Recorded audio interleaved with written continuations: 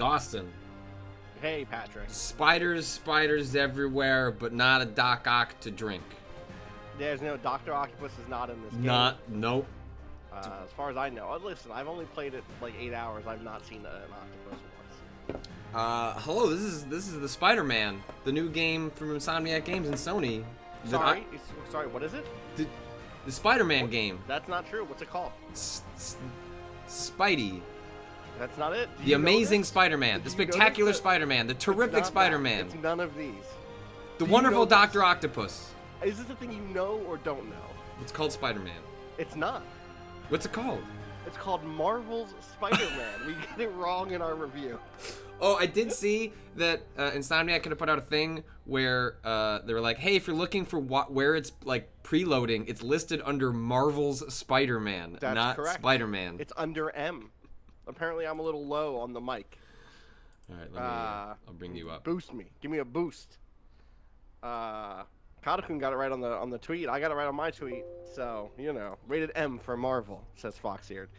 I just want to take a moment here and say, as someone who's listened to a lot of Spoon in the last 4 minutes of this thing loading, I'm really glad in Spider-Man Homecoming they used the song Underdog off of the 2007 Spoon rock album, Ga Ga Ga Ga, a fantastic song that ends with a fantastic transition into another great song, Japanese Cigarette Case.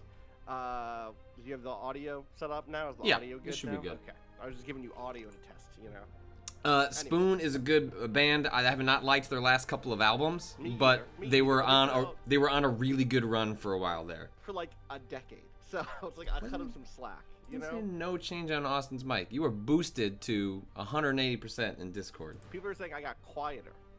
That doesn't make any sense. That doesn't make. I'll bring myself up. I can do that. I can be up here. This might be louder for people.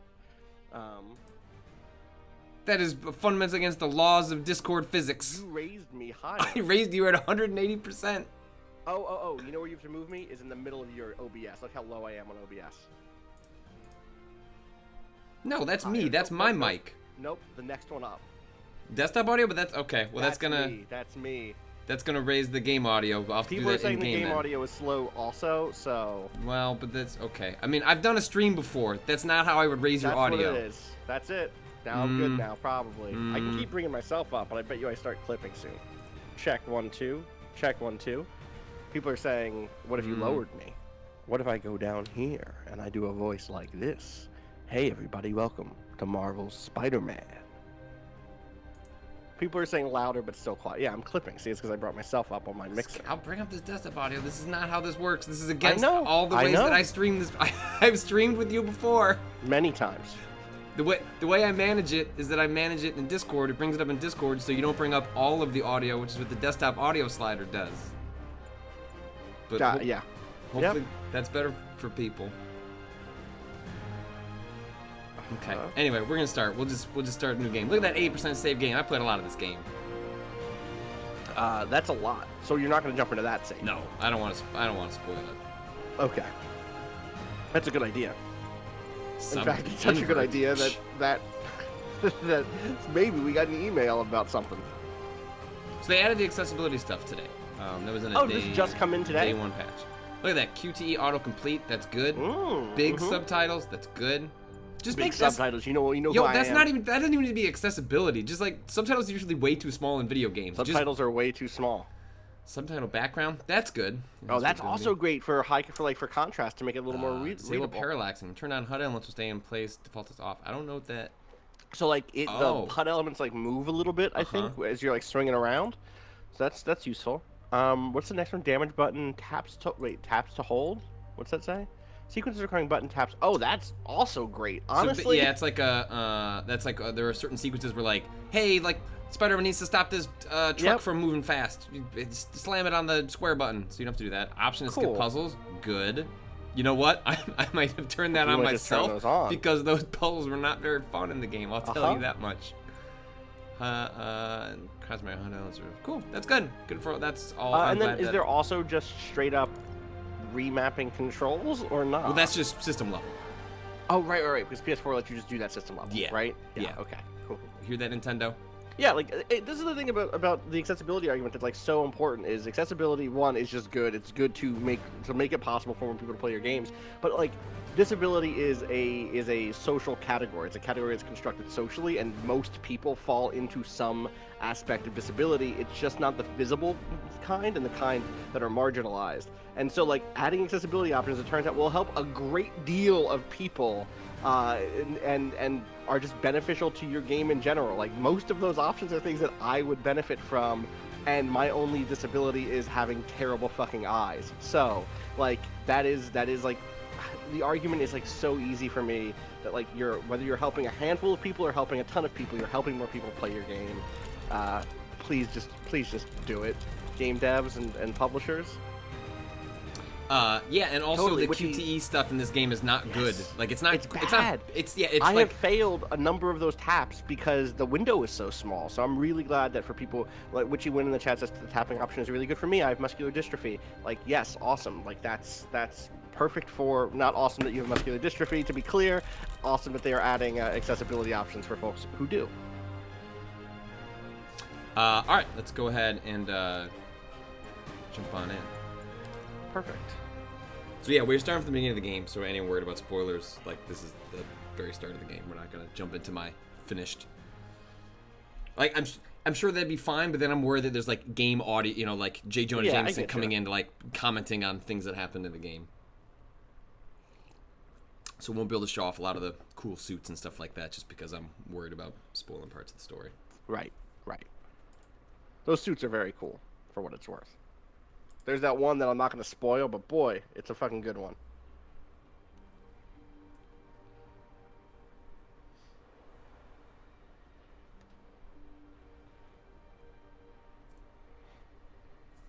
Pig-faced lady says, stream telling this for mature audiences. I better not be seeing Peter Parker's ding dong. You might. Listen, I haven't beat this game yet. Maybe I said this game was dark. I just said it wasn't grimdark. So, you know, that right, exactly. Mature means a lot of things. Peter Parker's ding dong. Is it dark?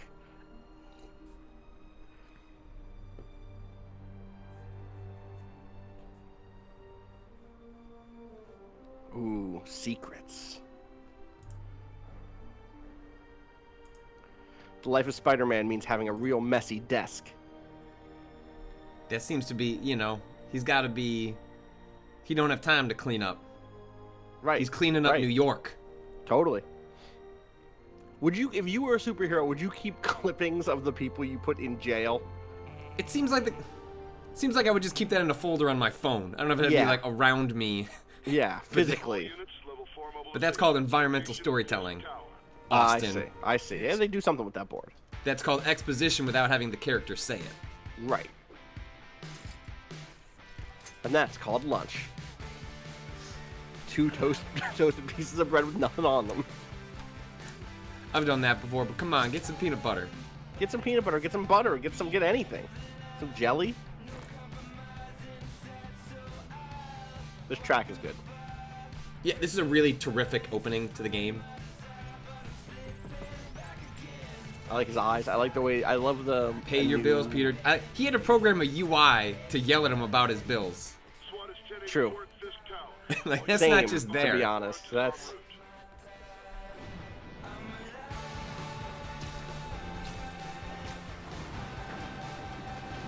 There are like little ways that I'm reminded how far video games have come, technology speaking. In this moment specifically, where it goes from real-time cutscene that looks like a piece of CGI to just like, yo, go play this game, is just like, yes. It's sometimes we forget, and it's just like, holy shit. Sometimes like that is a good way to like set things up. Yeah, I have to know, Patrick. Does it feel ridiculous to not have your movement options that you have? Well, I still have this, but I just keep hitting X to do that perfect jump there. Yes. So later in the game, you'll unlock a thing where when you jump onto that thing, if you time it perfectly, you do this cool boost. That's so good. Patrick, go arrest the Kingpin. What are you doing? Look, man, Spider-Man gets up to some shit. Spider-Man's got some like achievements to unlock, you know, if he runs along the wall enough. Yeah. Spider-Man's really got to get those backpacks before he arrests the Kingpin. I've gotten like 49 of them. I should probably just at least finish them out. You know, probably at this point. There's like a handful of things I'm gonna go back and finish. There's like one really meaty side quest involving a member of Spider-Man's Rogue Gallery that I have not gone to do. Okay. The Vice office is not in this game. This is just Manhattan. You don't get to Queens or Brooklyn at all, which is like mostly. Like, I'll say this, one of the things I liked about Spider-Man Homecoming was that it mostly took place in Queens. It was cool to see a smaller skyline for Spider-Man. Like, Queens does not have a lot of skyscrapers.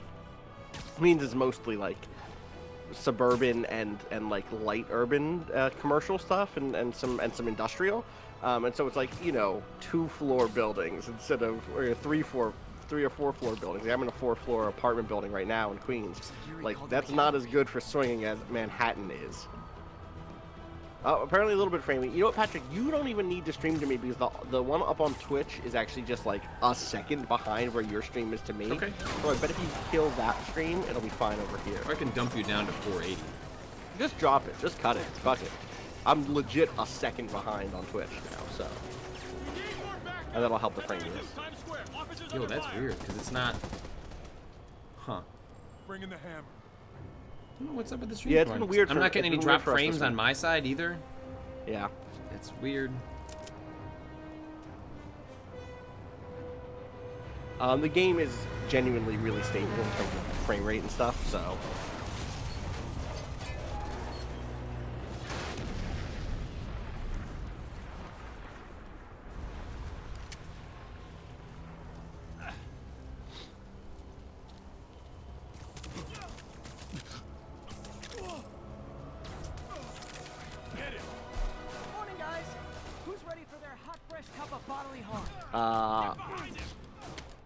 Hi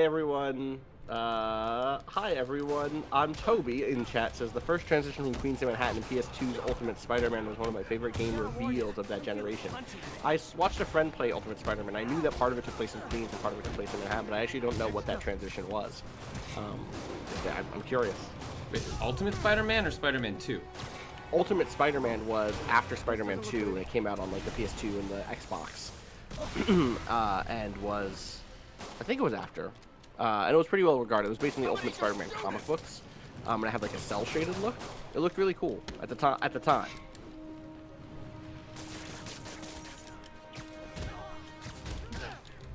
Too Many Robots notes that one of their favorite things about Spider-Man is how their powers are, or how his powers are so tied to New York City. That, like, yeah, most places in the world, like, obviously super strength and knowing how to make web fluid and stuff would help a lot of places. But, like, it's hard to, there's, again, that scene in Spider-Man Homecoming where it's like, I guess I'm just going to stand on top of this truck to drive me somewhere because I can't just swing around.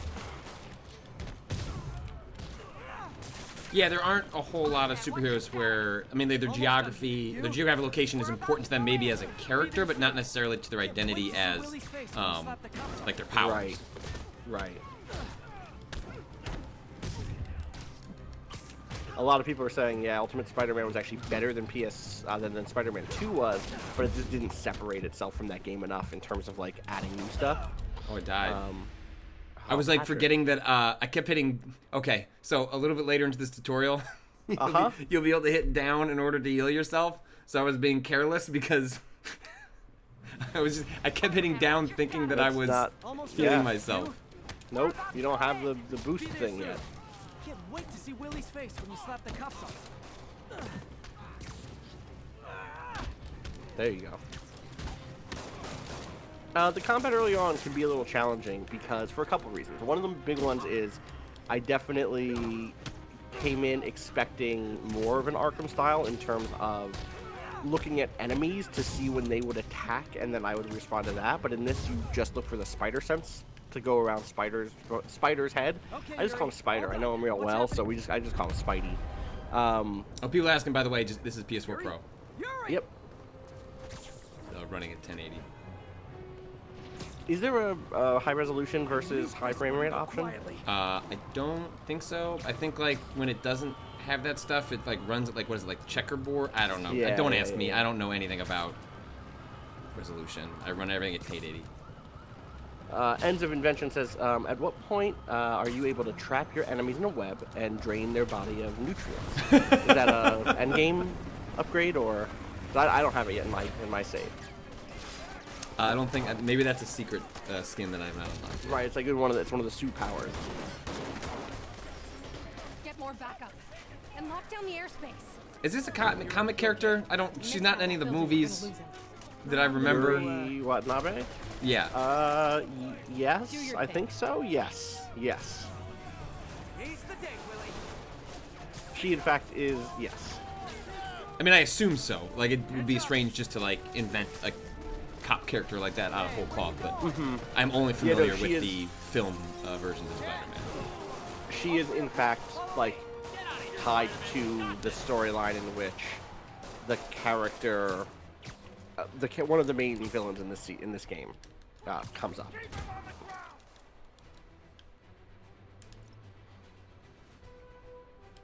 I think that this game does a really good job of having kind of a couple of main antagonists, but also just a good job of having lots of threads. And it's not a spider web joke. Like, Right. You know, you can. So one of the things they showed at E3 last year, or this year, was like the Shocker fight. And Shocker shows up a couple times in the early game, but like Shocker isn't your main foe, but he also doesn't feel like he's totally disconnected, and that feels great. Yeah, the game has like a really it's very well paced. Yes. That when it chooses to have momentum, it uses that effectively, but it finds like quiet moments, and it pulls in sort of side characters in a way that feels like it's giving the story room to breathe. Yeah. I will say there are moments when I do just want to do the main story stuff, and don't want to go solve, like, you know, stop robberies or Yeah, a little collect. too often the game will say like, hey, time to go like help out in New York.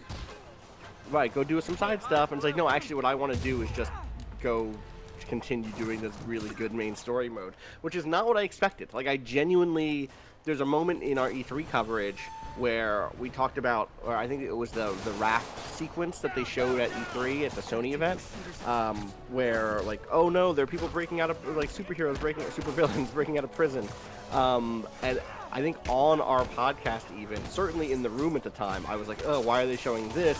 This isn't the part of this game I care about. I care about the big open world. That's the stuff that excites me. But it turns out in the playing, they really stuck the landing on the story stuff in a way that I like probably even more than the big open world stuff, which is kind of rare for me.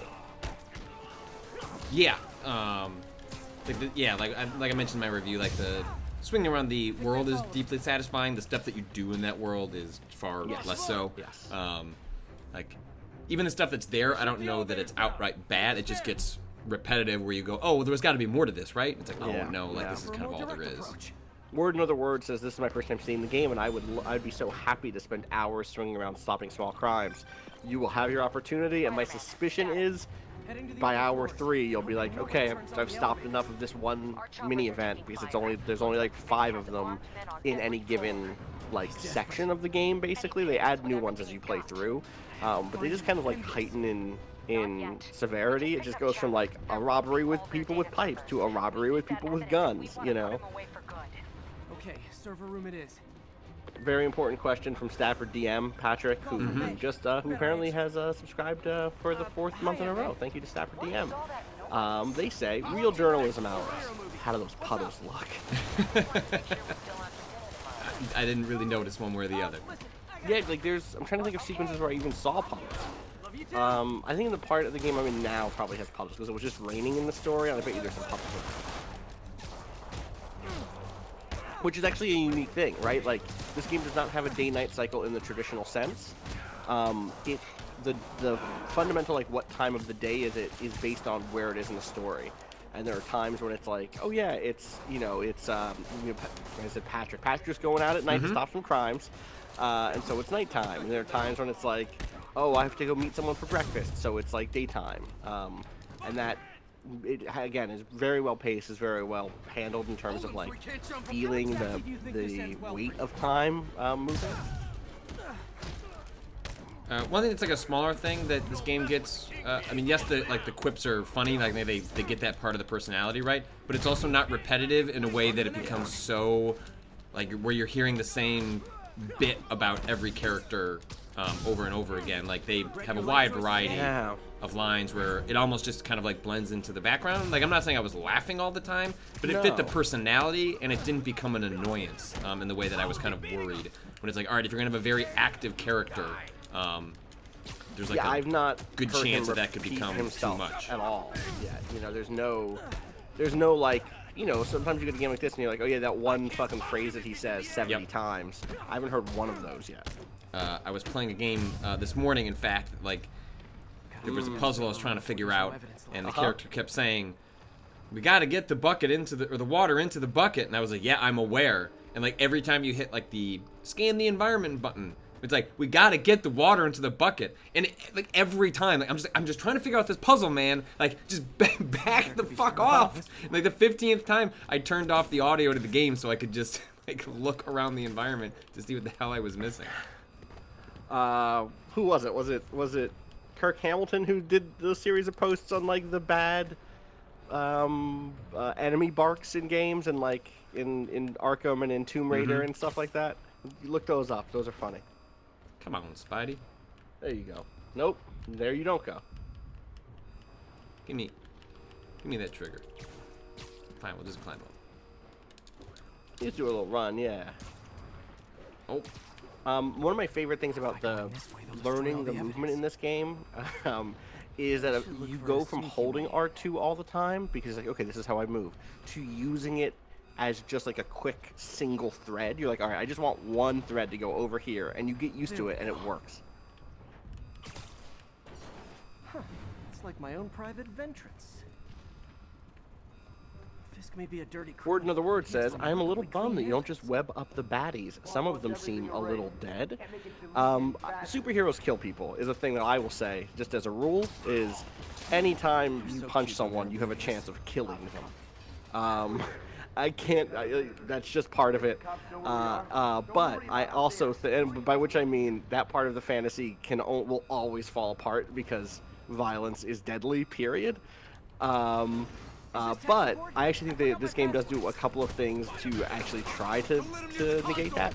One is, it's just really good by the mid-game how much easier it is to web someone to a wall or something than to actually fight them with your hands. You get some really good upgrades that are like the impact webbing that will throw them to the back of the, like, that will, like, you know, lock someone up against a wall, or you get like web bombs, which again will do like a big AoE thing that do that. I think you might even get the web blossom thing that does that for like everybody in a room pretty soon. I will also say one of the things I really love is that when you knock someone off a ledge or a building, did you pick this up, Patrick? Spidey does shoot a tether of webbing to make sure they don't hit the ground. Yeah, so you'll watch a dude get like thrown like 40 feet, like he's splattering, and yet if you actually pay attention to the game, like there is a moment where like he hits him with something so that he comes back, and if you go actually look around the side of the wall, you will see that they have been tethered to the wall. And so the game tries to be consistent with its logic, even if it is like sort of hysterical that it's trying so hard on something that it doesn't need to. And as Death Nico says in the Death Nico in the chat references, that specific strategy has certainly backfired before in Spider-Man's history. A key character in his story dies because he tries to do the thing he does to every enemy here. I'm not going to spoil that for people, but that's a thing. Oh, that's cool. That makes sense. Yeah, it's like a big deal. That's the thing that Green Goblin does to Spider-Man in the comics. Like, that's the character Green Goblin fridges in the comics does it through Spider-Man's own action. It's fun. I don't know how I feel about Fisk's voice actor in this. I'm not gonna lie. Yeah, I'll say someone that has sort of fallen off the Marvel television series. I did really like its depiction of Kingpin, and that's sort of become like my like in head canon version of that character. Yuri, an explosion just. I saw it. Yeah, totally. Several bets. I'm just being careful with spoiler stuff. I'm not saying no one can talk about that character in chat. I'm just being careful because I know there's people who maybe haven't read those comics, and I don't know what the current status of certain characters are in the comics or in the movies. Like, I don't know what they might do that arc in the future Spider-Man movie. I hope they don't, but I think that's all of them.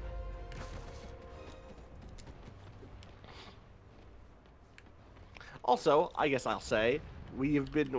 I'm being very cautious about spoilers in general. Hey guys, Because I guess bombs are we, part of we Willie's got a getaway very plan? angry email. Not an angry email. We got a very polite email about Polite your but review, pointed. Patrick. Pointed, yes. Sharp.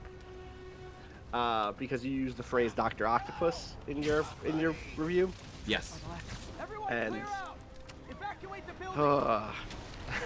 It turns out that just because something is kind of a fundamental thing in the series for the last 40 years, apparently you can't even gesture at it in the review. Yeah, there seems to be that Sony seems to be trying to take the tact or the angle that, oh, well, a lot of people aren't familiar with the tropes of Spider-Man as a character. Also, this is a classic, like, Spider-Man panel here, right? Isn't it? Oh, yeah. This actually was just in, The most recent movie, Homecoming, yeah. Yes, Homecoming did this shot. The Homecoming was specifically doing a version of it from a comic in which Spider-Man has to like dig himself out of a bunch of rubble to save Aunt May, basically. But like that sort of like lifting shit shot is very good. Something like that is like one of the few moments where like the QTE, the smash on a button, like feels like there's some worth to it. But this game, more often than not, like there are some really spectacularly choreographed sequences that they try and find reasons for you to be part of, and it's just like it's fine. Like just let it be a cutscene. Like it's cool. Like I don't need to hold L1 or move an icon into a circle and then hit triangle. Like it's just it's fine. Like I get it. It's a really difficult design challenge, especially for superheroes, but like it didn't make me feel cool. It just made me kind of roll my eyes. I would fucking love to again, like I might just go in and turn off all of those not all of them. I don't know, there are sequences where it works. I wish they just were better laid out throughout this game maybe. Some people like QTEs, like people in the chat are saying like why do we even have them anymore? Some people really do like QTEs, and I suspect that there is some sort of a thing that happens in focus testing where people say like, oh yeah, I really like feeling like I'm part of the cutscene action. Which I don't know. And also, there's probably something to be said for, like, I know there's been focus testing done on, or analytics done on, like, what do players do, and if they're not engaged or being asked to keep doing something, they may actually stop looking at the game during the cutscene, and then be confused at, like, what's going on? And so in some ways, you could imagine a QTE being somewhat about keeping you in the action, and somewhat about ensuring the players remain engaged and know like what's being asked of them as the player. Yeah, and there's another thing here too, which is interesting. That so a moment after that happened, you were fighting that rocket launcher guy, and Where Gazelle in the chat notes that you dodged the rocket, but that rocket was like pointed directly at the civilians from that cutscene behind you. And in the moment-to-moment gameplay of a game like this, like you're not going to show Spider-Man protecting civilians because you're not going to let the civilians get hurt in the moment-to-moment gameplay because it's too risky. Like that would just happen all the time because as people who are not really Spider-Man, there's just too much to keep account of for you to, for instance, have had to have thought, not only do I need to dodge this rocket myself, I need to counter it so that it doesn't hit the civilian NPCs behind me, or else they'll die and then I'll feel like an asshole. That's real heavy. It is, right? And that's what happens in Spider-Man. To emphasize that it's part of Spider-Man as a character, you build cutscenes to focus in on that because systemically you can't. It's hard to actually nail that feeling. I think it's a half-step solution to some degree. I would love this super systemic version of Spider-Man that did include me making like judgment calls on how to protect civilians and Spider-Man also the visual. Well, but I mean, I think there are like I would love to see. We were talking about this in the article review where love to see some more like this game does a really good job for Peter Parker as a character. And Spider-Man as an alter ego, incorporating his care and empathy for the people around him, the world around him, the city around him, the people in that city.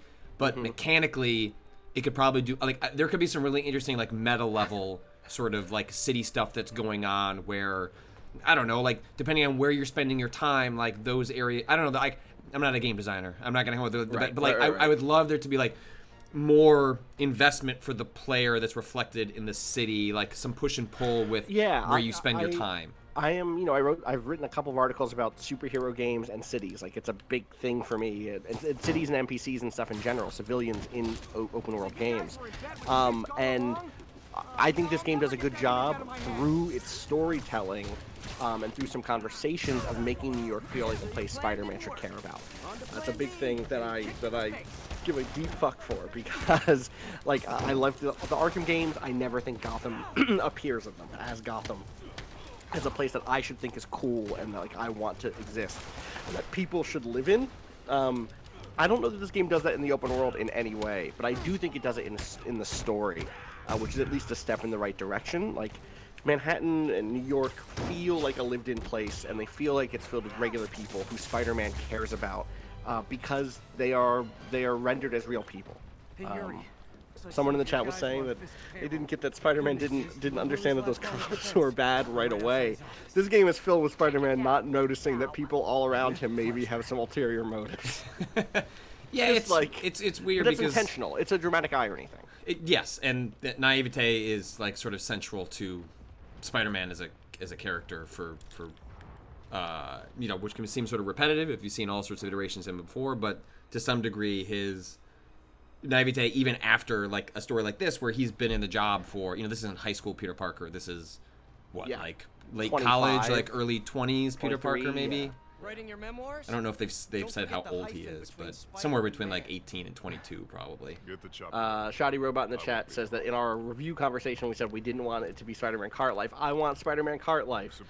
I would also want that. I just don't expect it from Sony, you know. And a Tea Tree says, I want a Spider-Man business simulator, Spider-Man handling merchandising rights, Spider-Man attending promotional events, Spider-Man shaking hands and kissing babies. There is a reference to Spider-Man licensing rights in this game that's really funny, actually. Did you find that one? No. It's a backpack. So each of the backpacks are scattered around the world that have like collectibles, and that each one is like a piece of, not memorabilia, but like some ephemera from Spider-Man's life. And sometimes that's like you know, a thing he got while fighting a villain, and sometimes it's like a drawing a kid made of him, and sometimes it is a Spider-Man plushie that is the prototype of a Spider-Man plushie that someone sent him because they wanted to license his likeness rights, but what he realized was he couldn't license them because he wouldn't be able to get paid because he'd have to use his real name, and he couldn't do that, which is a very funny little bit.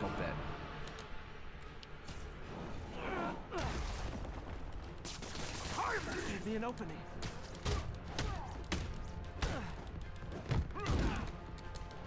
Kingpin can hit hard. He can hit fucking hard. Bosses in general, actually big dudes in general in this game will beat the shit Big dudes out in of general you. in like real life, they can hit hard. Yeah, it turns out. Oh, that's really good. Another word says one of the best things in Ultimate Spider-Man was that Kingpin owned the rights to Spider-Man. Oh. That's so good. That's a good narrative twist.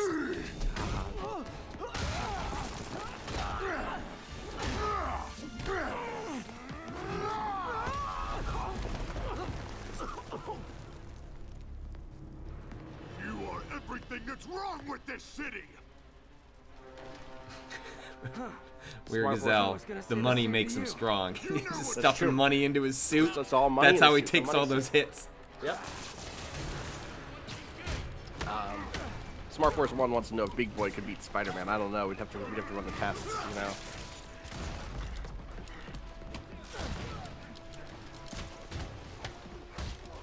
Krampus wants to know if Fisk has some sort of superpower. He's strong and smart. Like, he doesn't even do the Lex Luthor thing of having like a suit. Like, he doesn't have like a. He has the resources. Like he could. He could. He's a master of armed and unarmed combat, apparently. So. Oh well, naturally then. And according to Wikipedia, peak level strength and durability. Like, what does that mean? Because he doesn't seem like a guy that's going to the gym. He's just built, man. He's just built under there. You don't know. It's all muscle. Shit. Yeah, I mean, I don't mean to judge. I'm not judging Fisk. I'm just saying, what does that mean to be like peak physical? Yeah. This is from Wikipedia. It says, while the Kingpin Has no superhuman powers, he's incredibly strong and significantly durable above the average human, possessing remarkable strength concealed by his extremely corpulent appearance. I think this Wikipedia is a little judgy. Most of his body mass is actually muscle that has been built to extraordinary size, much like a super heavyweight sumo wrestler or some Olympic weightlifters and powerlifters, but at greater strength levels. He has been shown to be strong enough to hurl large men across a room, rip limbs from people, demonstrated under a handshake, crush a man's skull with his bare hands, and leave imprints in concrete walls after punching them. Defying his size, the Kingpin has a mastery of many forms of armed and unarmed combat, especially sumo wrestling. His signature move is the bear hug. He has fought Captain America to a standstill in hand-to-hand combat. I don't believe that. I don't believe the Kingpin did not put down Captain America. His daily workout typically consists of simultaneously overcoming... Oh, I missed the QT. Great, good. What happens? You just get to redo it? I think I just got the shit beat out of me very briefly. Yeah, good. Good. His daily workout... To enemy SDK. Did Kingpin write this Wikipedia entry? His daily workout typically consists of simultaneously overcoming 5 or more trained martial artists with his beautiful bare hands. Yeah, maybe later. Did you make that up, or is that what's in there? That's in here. Not Okay, beautiful. sure. I had it beautiful. I editorialized. He stores his valuables in a safe which has no lock. Only a door which is so heavy that only the Kingpin himself is strong enough to open it. That's a bad plan. That can't be true. You live in the Marvel universe. There's lots of strong dudes, my guy. You have to get a lock. Finally off to Rikers, huh? You I just thought put you your got money more in a into this. bank. Is this Kingpinpedia? Like, are we sure this Welcome is... to Kingpinpedia. Whoop, gotta go. Hey, good luck, Willie. I have a feeling God. you're gonna need it. Idiots! Also, his cane has a laser gun in it, so. Sure. 1 month! In 1 month you'll wish you had me back! The Kingpin is heading to prison. I will say that End of an part era. of the thing that should the celebrate. wiki does get into Maybe this. take a vacation. One of the things that happened over time is that Kingpin. I think there was a time at which you thought of Kingpin as, if you're a comics fan, as a Spider-Man enemy. But for me, as someone who's like one of my favorite comics is the Brian Michael Bendis run of Daredevil. Kingpin is very much a Daredevil enemy in my mind, which is obviously in the show that's where he pops up, right? In the Yeah, it's a lot more Marvel street Netflix level stuff. than... He's And a- like and Spider-Man he's just, like- Spider-Man's like crosses the bridges between... Yes, that is 100% the case. The thing you mentioned in our article, like one of your favorite bits being like when Spider-Man comes in to like kind of tell Daredevil to chill. Yes, you should read the Bendis and then the Ed Brubaker run of Spider-Man, because those runs are really fantastic and they're really good. Sorry, did I say Spider-Man? I meant Daredevil. They're really good versions of like they address what this game kind of gets at here, right? What Fisk was just saying was like, oh, you'll miss me when I'm gone because criminals like me bring order to a city like this. It does that in a way, those runs do that in ways that are really focused on how that happens internally in someone's head, really humanizes both of those characters, and really takes Daredevil into some really fascinating and cool places. Yeah, Brubaker's run on Daredevil gets really fucking depressing. It's not safe. But boy, I love their Daredevil stuff. Oh, these point-to-point launches are They're so good. And those are the ones where you were saying eventually you get an upgrade that just lets you, like, there's just like a huge boost of air. Okay, can you do me a favor real quick, Patrick? Mm-hmm. You're at Madison Square Garden right now, right? Sure. Am I? That's what this is. Yeah. Okay. Like, if you look around really quick, you'll spot Madison Square Garden.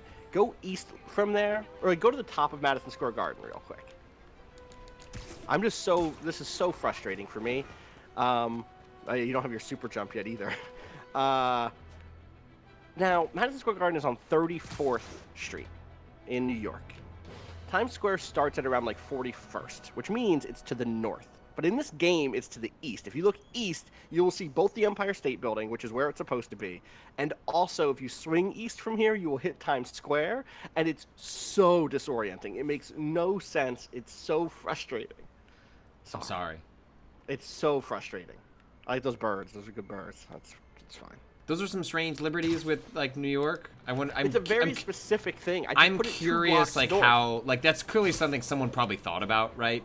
And Right. I wonder how they land at geography on a game like this, where they're trying to approximate size Yes. without going for 1-to-1, Yeah. but then just like how does it just sort of like someone sits around and goes like, man, the only people who are gonna care about this are fucking New Yorkers and fuck them. Totally, but like the thing that's wild to me is like something like Liberty City in GTA 4, which is a much more constrained version of the city, gets that specific detail right. Right. Because it's important as a landmark to help set up the transition from kind of downtown to midtown, and to like that part of what the city feels like, is that you go from kind of Chelsea and Hell's Kitchen and that whole area on the west, further east and north, you hit Madison Square Garden, you hit Port Authority, so you hit Penn Station, and then like things get bright up ahead as you keep going north, because that's where Times Square is. It's such like a key part of walking south to north or west to east.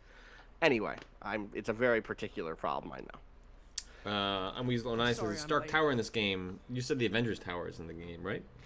Yeah, I didn't see it. is. Must have been one of the It is. landmarks that I missed. It's there. Doctor Strange is saying, there's the shot, by the way. Here we go. You started without me. The grant committee's director will be here soon.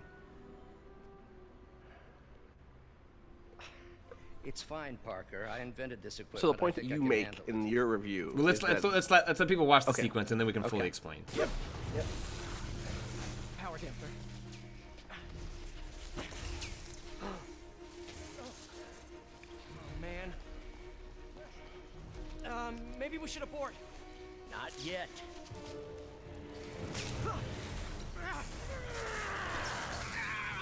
Hold on.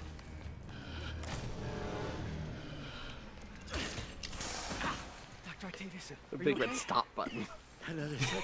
Helpful.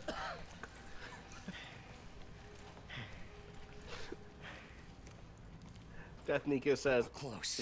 Wow, who's Mr. Tubes?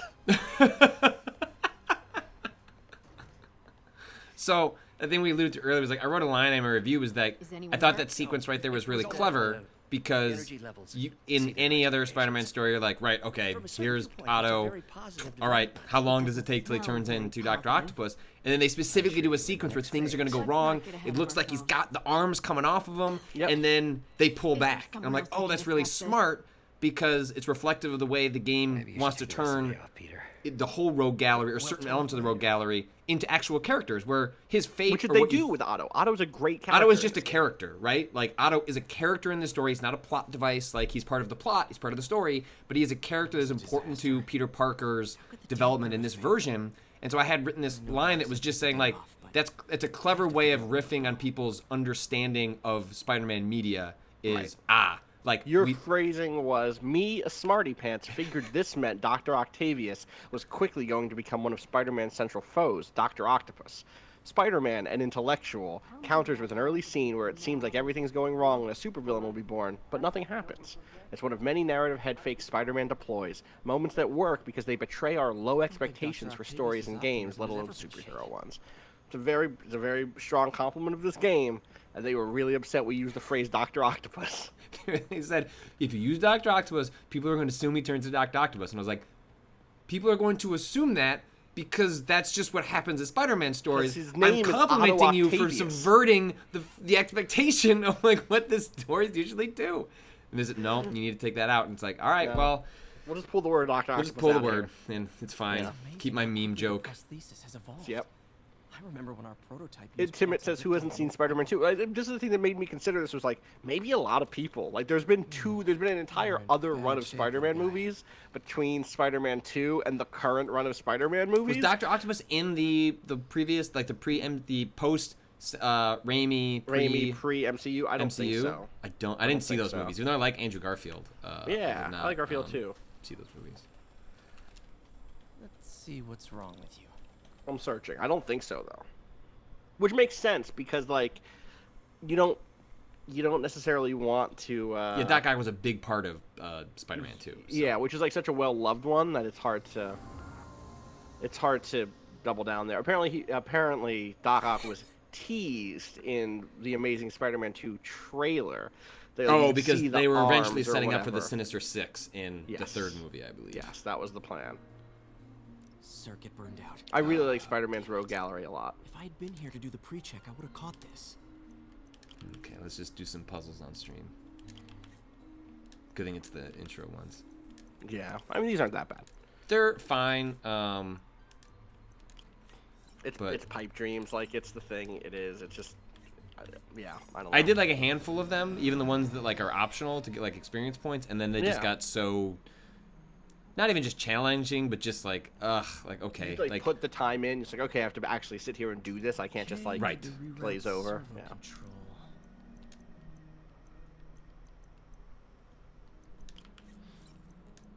Like I realized you got to find ways to like show he's smart.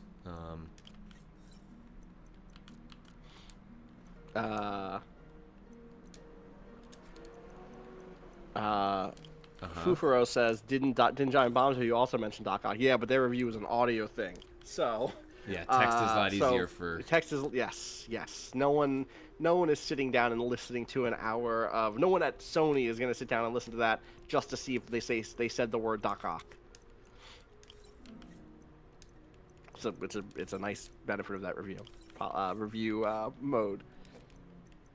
Yeah, good on them actually. Giant Bomb for I know you mentioned it yesterday, but that is super cool to see them doing something different. I feel like that like 100% fits Giant Bomb as a Their website. model, totally, 100%. So if people don't know, they rolled out a thing where they're doing kind of audio interview reviews where like there's a little bit of text, which gets you that sweet SEO, which you need. Nice. And then the actual review is just like an hour-long conversation podcast, right? And obviously we also do that podcast format on top of the written review. It's a little tighter and a little more focused on the words of the review, but it makes perfect sense for them. And I just love seeing people experiment with the format, I think you need 2+2s here.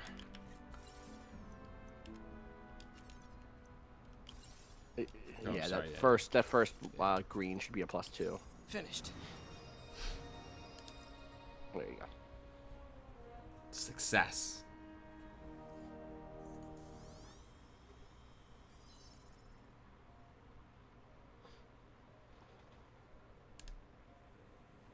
Let's see if that worked. Doc Albert says, "So is Spider-Man an electrical engineer in this game, or what?" I mean, he's a smarty pants. engineer of all types. Yeah. He's working in this facility with Otto Octavius to help make prosthetics. That is his day job. He's a research assistant. Work if I had time. May as well dig in now. So yeah, there's circuitry stuff. There's like chemical analysis mini games. I think you're about to do one of those. Yeah. Mm-hmm. These are the ones that I got tired of real quick. Material for the prosthetic. Yeah. Mostly because I wanted a mouse. I just like dragging the cursor over. I wish I could have hit the D-pad to just like move over to my selections instead of having to like literally drag them. Yeah, that would actually make this so much better. Just not having to use this slow fake mouse situation. Well, it just made it so that like my experimentation was like slower and frustrating, and it's just like whatever. Basically, like the amount of XP you get from doing these bonus ones was not worth it. Maybe there are bonus suits hid behind them. I don't know. You end up getting research tokens from certain levels of these. Right. But you can get the research tokens from doing the research lab. The research labs, and those are a lot easier. Yeah. I'm also at the point now where I looked up what all the different suits are. I've kind of figured out which ones are the ones I care about. And I think I've already basically unlocked them, or I will unlock them just through story stuff. So I'm at this point just like, all right, I'm gonna just mainline the rest of this story mode. I don't really need to get all of the crime tokens or whatever. Yeah, I'm gonna kind of. I'm gone this weekend, but I want to sit down and work my way through some of the last endgame stuff. And I'm excited that the DLC is like not far off because it's like, oh, the stuff I want more of is that stuff, and so sure. Fisk make it to Rikers yet? Not Rikers. Oh, so there was a little thing here. All right, so I don't know if anyone noticed it, but I held R2 and I fell to the ground because there's nothing for him to grapple onto. Right. So there are moments where the game is gonna just remind you, hey, you need to be using. If you notice that there's nothing that he's not gonna be able to just magically reach over to these buildings on the side. Right. That you need to be taking advantage of these other pieces of your arsenal because the game you know, it not frustratingly, like, but within a certain margin of error is gonna ask you to like be aware of your surroundings and not just hold R2, which is cool. Like, I'm glad that the game, you can largely get away with it, but it is gonna ask you occasionally to like, hey, pay attention. Well, like, that's the thing I ended up liking a lot is like you do get a feeling for, like I was saying before, there's a point at which I started using R2 as just a single thread here or there, as a tap instead of a hold, and it feels good to like know the building I'm aiming for with my web shot, and like you can get to that point kind of. It's really rewarding to do like a string of moves together really well to get up a bunch of speed. And I mean, you talked about this in the review, there's the pigeons. Probably still my favorite of the side missions is there are these pigeons that you're trying to rescue for this guy who has a bunch of pigeons and that are like escaped across all of New York, and you have to chase them down, and they do not want to be caught, and so they fly real fast. They fly faster than helicopters do. Yeah, it's really good. It's like super goofy, but in like a way that I got behind. Yeah, totally. I will say these things kind of screw me up. Like occasionally when I come across these stairs, it makes me mad. Like I know, hey, people need stairs, but come on. Yeah. You're ruining my flow. Those stairs are sidekicks for you, because sometimes Spider-Man can't get there in time, and people need a different hero. They need a fire escape. People ask about the DLC. It's all side story. It's not like it doesn't. I mean, I don't know if it picks up after the main story ending or if it's just like slotted alongside it. My guess is you can beat the game and still do it, so it's probably irrelevant to what's happening in the main story. Right. Yeah, it's so hard to not have J.K. Simmons playing JJ in anything ever. Also, the voice actor sounds like Bryan Cranston. Oh, he does. Just think about it. Just think about it. Listen for Bryan Cranston, and then you're gonna wonder, did they secretly get Bryan Cranston to record this? Maybe he's a big Spider-Man fan. Maybe he loved Ratchet and Clank. So, Could be. why'd you call? Need a date to the policeman's ball? You got a black and white suit? No ball this year anyway. We spent too much integrating Oscorp surveillance tech. Worth it though, right? It was. Till an hour ago. See, look at that. Why? Dude, why does Spider-Man think that like incorporating Oscorp's like surveillance tech is a good idea? Come on, man. It's a bad idea. No better, Patrick or Spider. It's the second time I called you Spider-Man. You know what? Spider-Man Patrick. Stop revealing my. Now we need to get the towers back on. Fast. In another life, I could have been Peter Parker. Aw, that's Maybe not Spider-Man, but. Called someone I could trust. Plus, the signals are scrambled. But like, stuff like that does touch on like a thing that I got into my review of sort of like Spider-Man's like deference to institutions, deference to authority, deference to cops, like deference to like the good faith argument to everyone, which is like, oh, Oscorp wants to build this surveillance technology just because they just want to help get crime down. Help people. Yeah. And so Spidey's just like, okay, that seems cool. Like, jack that into all the cell phones. Also, what if I just hack into that stuff too, and like I can see where things are. Totally. The other thing I think that this game does want to do is make it like it does want to talk about like the militarization of police forces and the ways in which the rich gain access to legitimized force by way and violence by way of just hiring private security forces. There's a point in this game where a new private security force shows up from the comics. It's a pretty major character, and they end up kind of taking the reins on an ongoing kind of criminal threat, and kind of just turning things into gunfights in the fucking streets. I guess it's already kind of at gunfight level, but they turned it into like battle zone skirmish level and not just, you know, a few pistols. And so I haven't finished it yet, but one of the things I would love this game to have gotten into, and from your review it doesn't sound like it maybe gets into it all the way, is while there is some element of like we should have like people from the neighborhood police in our police and locals and an actual governmental police force and not just PMCs on the streets. I don't know that it ever makes the argument, and so far it hasn't for me, made the argument for like why it's important, why that is an actual important distinction about accountability and about representation, and not just about like, you know, these guys have big guns and aren't, you know, and they're clearly also bad guys. Do you know what I mean? Didn't forget their keys. We left the parallax option on as it was in the accessibility thing. We did not turn off the parallax stuff, which is why you can see the UI kind of moving with the camera sometimes.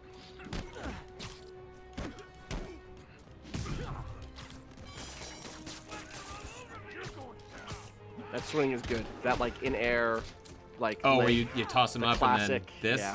Oh yeah, that is. It's very useful. It's very useful. It's very fun. That eventually becomes like an AOE you can use too. Yeah, you can also let's see what you can toss them up and then pull them down. Yeah, I don't know if you have that one yet. Oh yeah, you got him.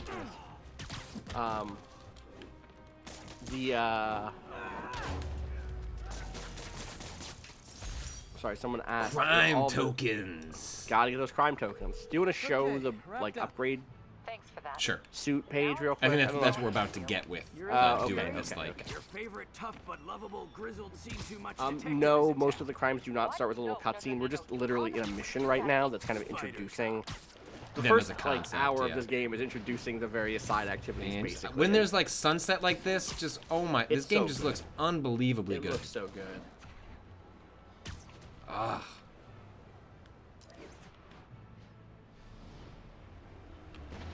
Let's see. So yeah, so this is like the upgrade tree.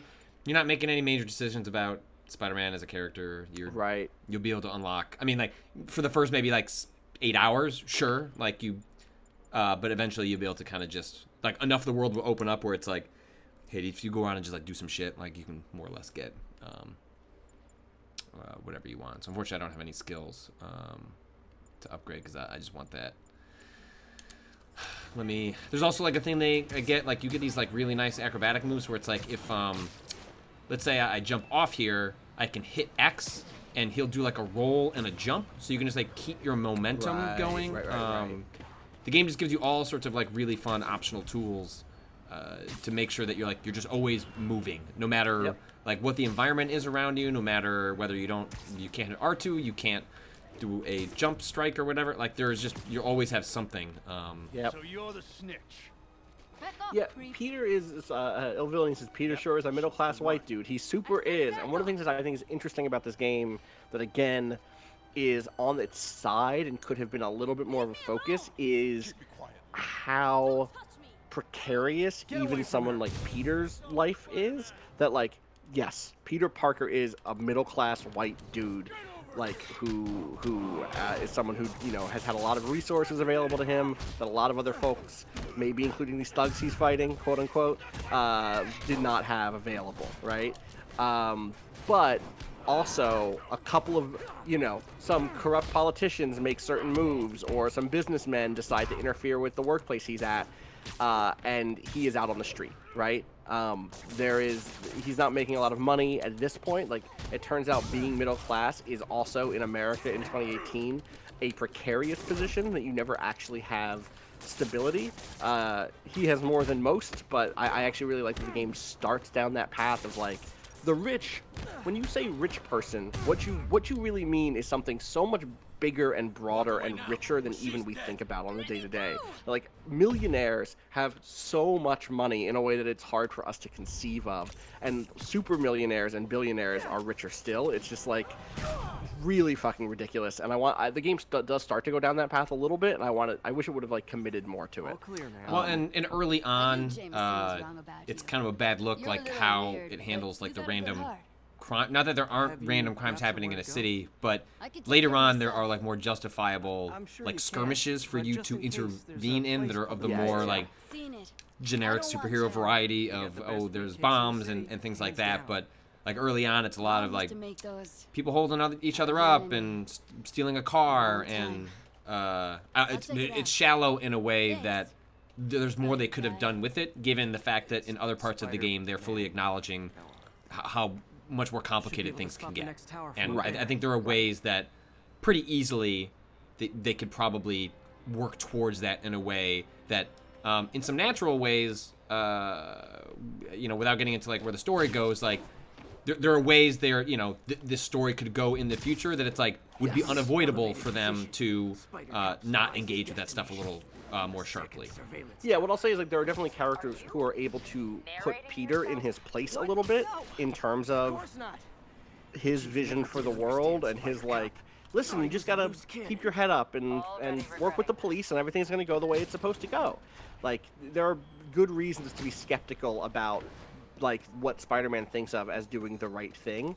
Not least of which is just he is oblivious often. Like, it turns out that when your only way of figuring out who the good guys and bad guys are the Oscorp crime tracker, you're gonna miss some fucking things that you would see if you just looked around in your fucking world, you know?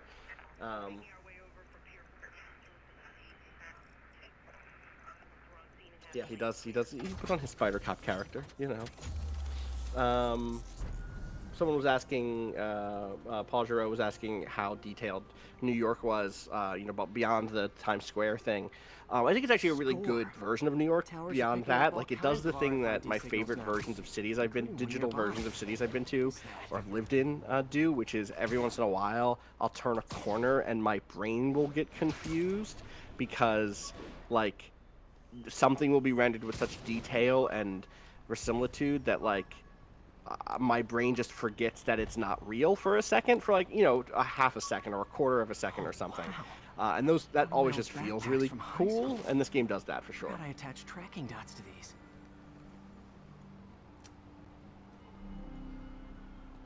This is one of the goofier attempts for the game to like fill in backstory and exposition for like this character, which is just like, for some reason he just like webbed up 55 of his backpacks. Also, what are you doing with 55 backpacks? There's a backpack that explains this. I guess you really? haven't found it yet. Yeah, 100%. Oh, I haven't found that one. I will tell you, he did not buy 55 backpacks. That is all I will say. Okay, all right. It's a lot. I actually kind of like the backpacks because they're really. I kind of just have to put them in the back of my mind and be like, if I'm near one, I get one, and if not, it's fine. Whatever. I'm up to like 38 or something now. I got up to like 46. Like, basically, as long as like you're kind of when you're going from point A to point B, and because if we're going from point A to point B is enjoyable, you'll often. That's really it. The way they are scattering them in the city is often strategically placed. That even if you're just going through the story and some of the side stuff, you're going to find 3/4 of them, and then, you know, it's like, hey, if you want to do the rest, you know, go track down whatever you missed. But you're going to find a lot of them on your own. Still there? Someone wants to know what the different collectibles are. The backpacks are really the only things that are like, I guess like the backpacks are the pigeons which attach to a specific side quest. Yep. And then there are like activities, is I guess what I would call them. Things that are not quite a side quest in the like lots of unique dialogue and a special fight mode, but like are just, you end up unlocking these like research stations that are set up where you do things like test the toxicity of pollution in the air by swinging through big toxic clouds. It's goofy. It's super goofy. And then there are the fights like this, the crimes that happen in the open world. Again, most of them don't have a cutscene like this that introduces them. This is just part of this tutorial zone. And the tutorial zone. Is that like a part of Spider-Man lore? That's one of our new podcasts. Welcome to the tutorial zone. Each district has like, all right, stop 5 crimes in this district or whatever. And that's not because there are only 5 crimes in the district. It's just like an arbitrary number for you to hit, I guess. It's weird. I don't fucking know. It's just a way of filling out if you want to do 100%, then... Yes, then here's do 5 here. And those also have side objectives, which I don't think we've seen yet. But like, you'll get into a fight, you know, you'll stop a car robbery or whatever, and it'll say like, all right, now make sure you web 5 dudes to the side of the wall and also do 10 air juggle hits or whatever, right? I liked that stuff. That stuff is cool. At the moment, when the combat gets a little repetitive, or you're just kind of like padding out because you need a crime token to unlock a suit that you want to try, having the game push you, or at least giving you, hey, like, we'll reward you if you do something different than what you've always been doing. And one of my criticisms of the game was that, especially with the combat, around halfway through the game, it just doesn't do that enough. And I wish it had given me, not that it needed to be harder, I just wish there was more the game was asking me to do on even on an optional level, that was like, hey, if you want to do this, like, okay, we're gonna give you some cool stuff for engaging with higher level parts of the mechanics, and the game just didn't. And often it was frustrating because a lot of you end up unlocking like, I don't know, something like 8 gadgets or something like that. And while some of them have like very specific use cases, the vast majority is just like crowd control. You just spam them, and it's just like, cool, like, this takes care of 3 dudes while I take care of these 2 dudes, as opposed to I need to use this in this like very specific situation because this is the best situation for that gadget. And I would love a lot more specificity, you know, in the inevitable second game. Yep. Flotaro wants to know how much miles do we get? For some reason my head thought frequent flyer miles, and I was like, I don't. Yep. How many frequent flyer miles do we get for beating this I'm going game? on a flight tomorrow, so that's why my head went there. Okay. Yeah. Fair. I think the way I phrased it was more than you're probably expecting, less than you probably want. Right. He is a character. He is not a cameo. He has Right. He is one of my an favorite impact scenes in on the the game. story. Like the moments that he has, they don't waste. And I think a lot of the reason it's less than you want is because I think people are like, we've seen Peter Parker a lot of times, and this is a great version of Peter Parker, but it's also Peter Parker. Like we've seen this character, his struggles a billion times before, and you know, I think it's smart that this game introduces Miles early instead of it being like some sort of a post-credit stinger. That's like, oh, and also there's a black character in this game in the sequel. Want to buy it? You know, because that's often what happens here is that the white person has to be economically rewarded so that there can be diversity, and there's less of that here. You know, would it have been cool if it was just Miles from the start? Yes. But I don't think the game treats Miles as an afterthought. I think they try and find a smart way to bring him into the world, and it leaves him in a place where he could only become more important going forward. Can I ask a question to the chat who maybe know more about the comics than I do? I know a little bit, but I don't know a ton. Why the fuck did Brian Michael Bendis name Miles' father Jefferson Davis? I get that it means that if Miles took his father's last name instead of his mother's last name, he would be Miles Davis. I get that joke, but Jefferson Davis is maybe not the name to give the father of the black Spider-Man, of the black and Hispanic Spider-Man. Anyone? I know that Bendis is often a bad writer. Trust me. As someone who loves his Daredevil run, I've also run across lots of bad Bendis. Bendis? Bad Bendis. Welcome to our Bad Bendis podcast. Want to high five someone? Yeah, do it. I don't know how. Doesn't that stuff just like randomly populates? That stuff doesn't happens. it? You can hit square. You know you can hit square to just say stuff though, right? Like go try to attack a person. It's so good. I love that. Like when you're on the ground, you're just like, yo, what's good? What's popping? Shout outs. Oh yeah, sorry. Can we get some puddles? Can we? You know, when I did my No Man's Sky stream, I focused on the issues of the day. You know, the stuff that people really care about. I don't even know where you'd find Clouds. a puddle. Can I like maybe if I rip open this manhole? That'll Can I make a that'll puddle? make a puddle. That could make a puddle. That seems like that could have hurt someone, Spider-Man. No, that was just for fun. He was playing frisbee.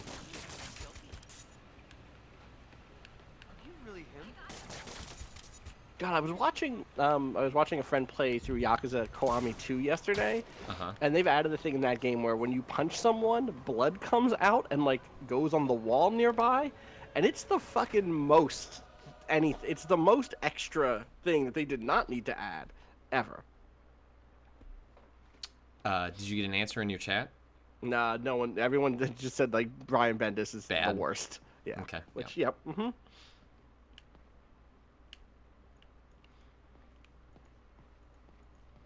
John RP, I'd love to see Miles, Gwen, and Cindy co-lead a game. No Spider-Gwen in this game, but I think that'd be cool if they worked towards a world where there was a bunch of Spidey characters, and that would allow them to have like a diverse set of powers and stuff like that. Yes. Spider-Verse is gonna have Spider-Gwen, all the Spider-Men. Right? Nicolas Cage is like a noir Spider-Man. Did you see that? Oh, is he gonna be? I didn't see. Is there another new Into the Spider-Verse trailer? I don't know if he was in one of the trailers. I just saw some interview where he's like playing like a noir Spider-Man. Which sure, I'm here for Nicolas Cage. That's amazing. That's so good. I'm happy for it. I'm excited for it now. Yeah, that movie looks great. So fucking good. People should go look at the trailers for Spider-Man Into the Spider-Verse if you haven't seen it yet. Like, it is so pretty. It's an animated movie, and it's goofy, but also, like, so stylish. I really love kind of washed out late 20s Peter Parker as, like, half mentor to Miles Morales. It seems really good. Let me explain. I only wish you told me sooner. I wanted to, but I was afraid that if word got out, my family might be in danger. Yes. I guess if you design his equipment, you're bound to be a target too. That's a good line. Like the fact that he just doesn't assume he is Peter Parker or Spider-Man, but just like, oh, you just make his equipment for him. Yep, of course. Why would you do more than that? Of course, that's what you do. Well, I'll leave you to it. Man, have you fucking looked at the cast for Into the Spider-Verse? It's just everyone. It's real good. People should look this up. Lily Tomlin is May. What? John Mulaney is in it. Is Spider-Ham? Sure. The pig talks? Check your Apparently. It's animated. You can get away with things you can't get away in real films. 100%. Lev Schreiber is the Kingpin in that. That's good. That's good. Mahershala Ali is Aaron Davis, is I guess the uncle character, who's the Prowler, who is fucking what's his face from Atlanta, Donald Glover in the movie in Homecoming. He's like a character. I don't know if I'm sure you read that at the time. Yeah. Spider-Ham is a full character, says he had his own standalone series and everything. Okay. Disco Shark says Miles' Uncle Prowler. Yeah, classic Sonic character. So now you have a new suit. Yeah, Marker mentions, the writing of this is clever. And yes, I would say the writing in this game across the board is both, I would call it exceptional for the genre and just, like, and very good for video games. And then somewhere along the lines of, like, just, like, pretty good for, like, just writing in general. Writing in general, yeah. I think it's, like, the first time I played a comic book game that has felt like a good comic book in its writing. Like if you just took this story and made it an animated film, or this was like the sequel to Homecoming or something, like it's not exceptional, but it's a good one of those. It has like strong emotional beats, strong character beats for Peter Parker. It is well written in a way that I think is going to surprise a lot of people who played like the Resistance games, which were like fine, schlocky, whatever. I liked that first one a lot actually, and liked the series less as it went along.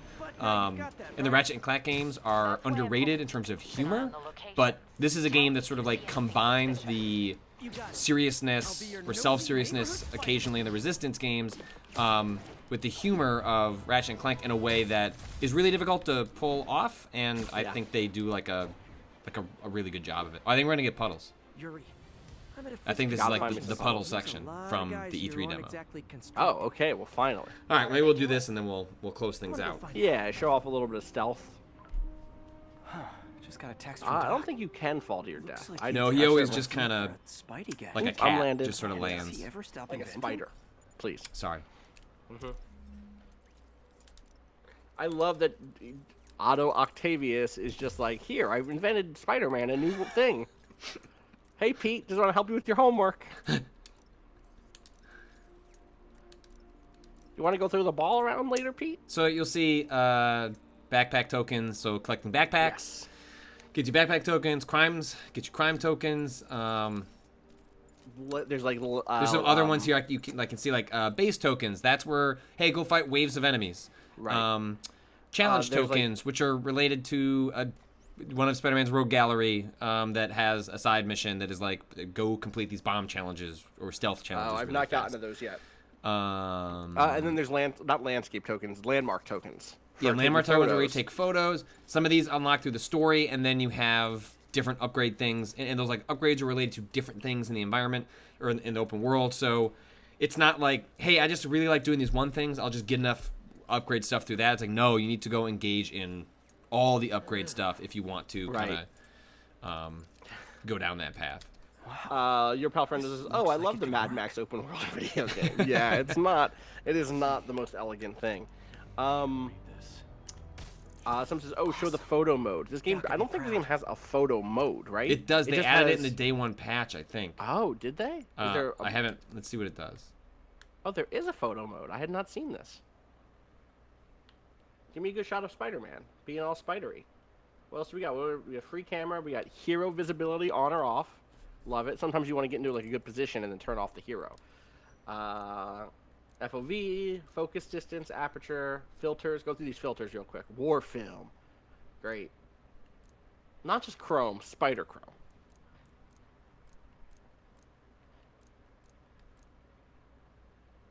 A lot of filters. That VHS is alright.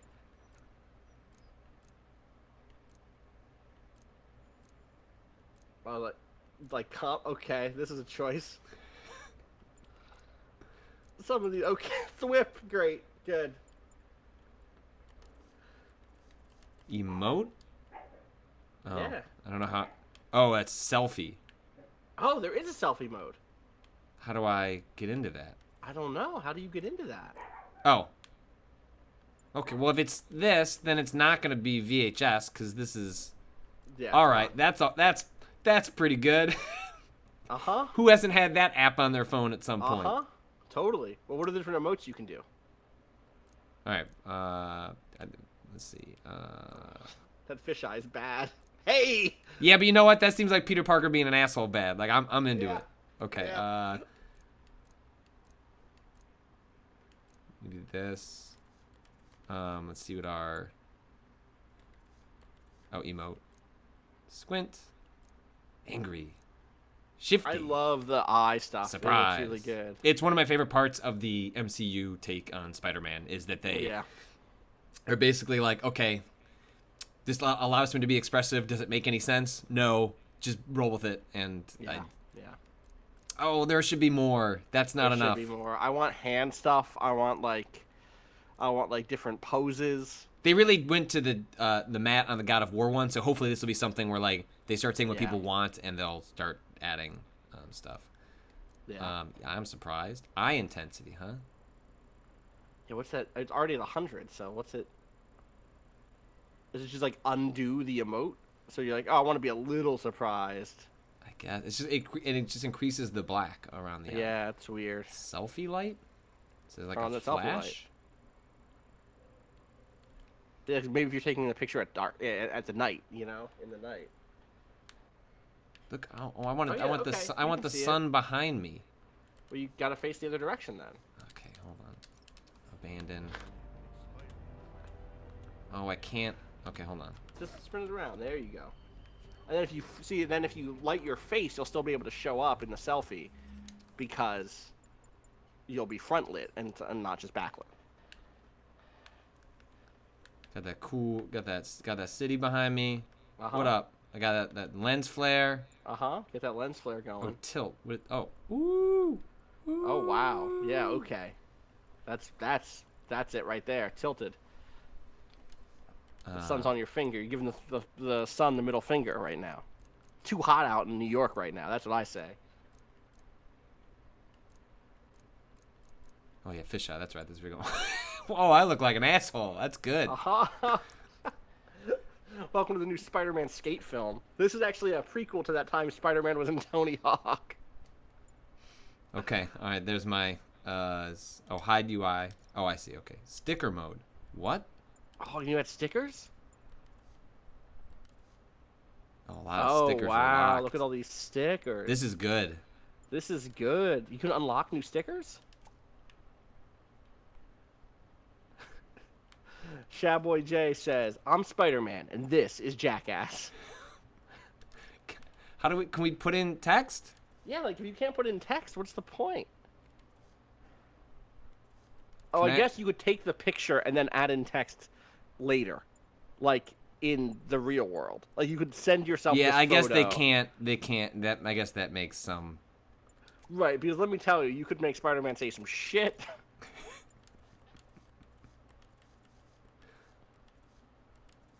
This is nice. This is cool. That's nice. We'll just oh, so the one then I guess I just take a screenshot, huh? There's no like export. You would like I export. guess not. Yeah, I think it's just hide UI, Share. take a screenshot. Ding. That's good. Photo modes are good. God. Yeah, I agree. Whoops. Hey man. Alright, I didn't mean to hit those boxes. No, you're good. You're good. That person's gonna go investigate. While you can. Okay, well I think it's fight time now. Shh, no, I'll just hide over here. You just hide again. Yeah. Certainly no one has seen you. This game does do a stealth thing. I actually have enjoyed clearing things without getting into fights because I like just. Yeah, clearing things the without getting into stealth is. fights. There are some stealth sequences for non-Spider-Man characters that are not good. Those are terrible. And so here's the optional objectives. So it's like, all right. Right. So now Finisher. it's like, all right. So I don't want to waste all my enemies. I want to try and line them up, get them into a wall. All right, I got 3. All right, so now I want to wait for that to like recharge. All right, I got that guy. Oh, try and get that guy against the wall. Oh, but I got a finisher I can use, so I can. And those just get you more XP, and they're not like critical to anything. Right. But they are enjoyable as ways of like, oh, just like something else to do in the combat. Yep. And then give you extra tokens, right? Well, that guy just For shot extra that XP. dude. You just Yeah, shot your Jesus friend. I can't Christ. save you from that. Hey, he's fine. See, he's rubbing him up. It's fine. What do you think of these puddles, though? That's really the question. Oh, that shit. They look good. I thought like the funniest part about that whole controversy was Digital Foundry's analysis. Did you see?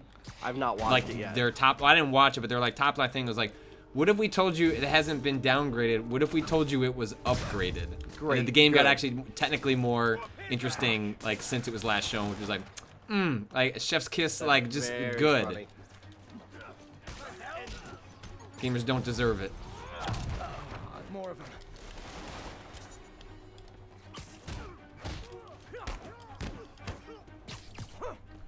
J-Bix says. Oh, so we should be able to see that guy ran.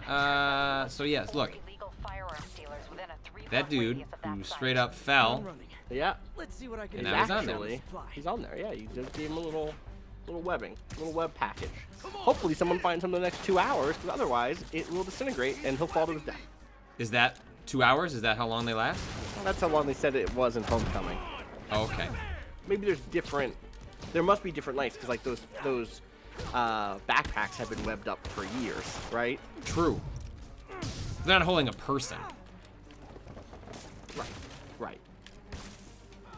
I mean, that's the other one. What if no one finds him and he's just webbed there forever?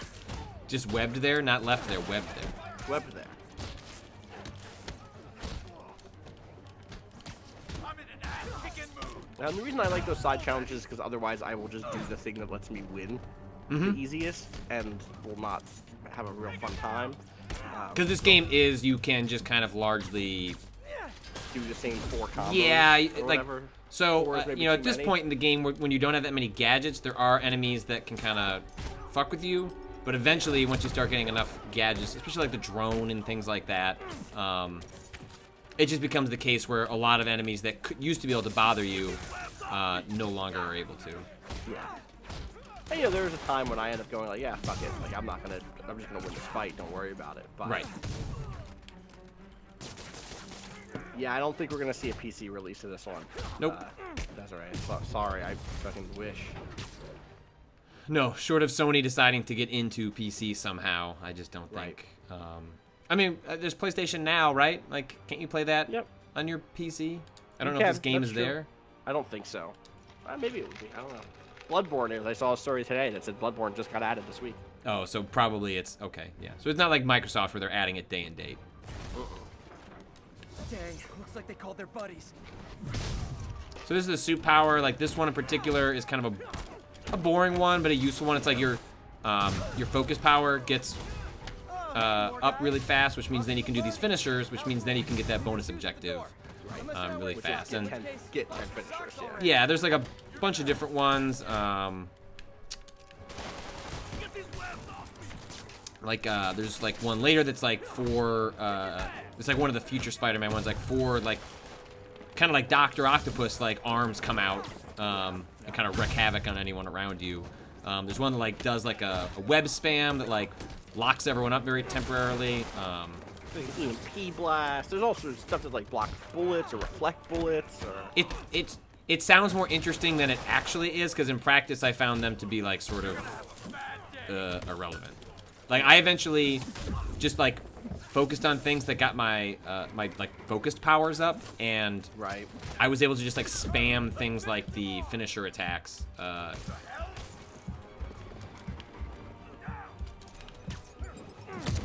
to take care of these guys.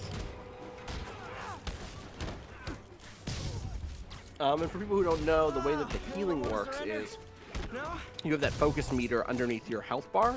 You can spend that to heal, basically. Even before it's full. You can spend even just like a little bit of a charge to fill it up. Oh, I died. Damn.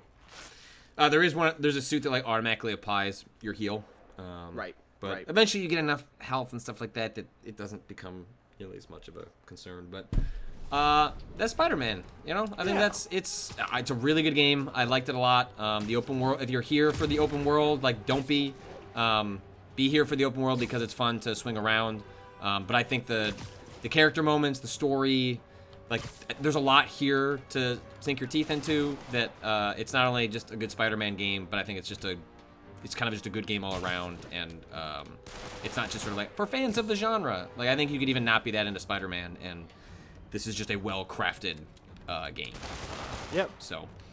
Yeah, that is out today. People were asking about the PS4 and PS4 Pro stuff. I don't go watch Digital Foundry. I did not play this on a regular PS4. People, honestly, like it is. I understand that there is like a need for that sort of work, and Digital Foundry does such a good job of it that they should just should go there. The little I know is that there was a pretty wide gap on God of War, and I think there's less of a gap on this game. Between the PS4 Pro and the PS4. But yeah, definitely go read their stuff or watch their videos to get a better sense of the technical stuff. But yeah, that's going to do it. Thanks everyone for watching. You can read all our stuff, read my review at waypointdevice.com. Yesterday, Danielle stitched together an audio version of Conversation where I read through the review, and then Austin and I had a chat about it. And then you can follow us on Twitter at Waypoint. You can follow us on Facebook at facebook.com/WaypointVice. YouTube.com/WaypointVice, which Natalie's going to go through and get some of the last stuff that I know. The archiving has not been great. We apologize. There are lots of great reasons for it that are no fun to get into. But you can always see the archives immediately at twitch.tv/Waypoint. You can follow Austin at Austin_Walker on Twitter. And you can follow me at Patrick Klubik. That's going to do it for us. I'm about to actually go record a podcast for Waypoint Radio on Friday. We're kind of going to be talking about Spider-Man. We're actually going to talk about the Spider-Man puddles in a roundabout way. Puddlegate. Stay tuned for that tomorrow. Do we have anything else going up on the site today? You know, I'm not sure. Oh, Danielle has a story up. We're about to go up about an indie horror game called Paratopic. And other than that, I don't think we'll have a review of the new Tomb Raider on Friday. Next week. Next week. That's next. I think that's next week. Next Monday. Yeah. Our reviewer did a really great job of getting it to us on time, and it's a really good review. I'm going to spend some time editing it. I'm going to work on a Valkyria Chronicles review for next week, and then a Frozen Synapse review after that. So lot to come in the next couple next week. Cool. All right. I'm getting out of here. I'm going to let Spider-Man drop. Let Spider-Man drop. Let the beat drop.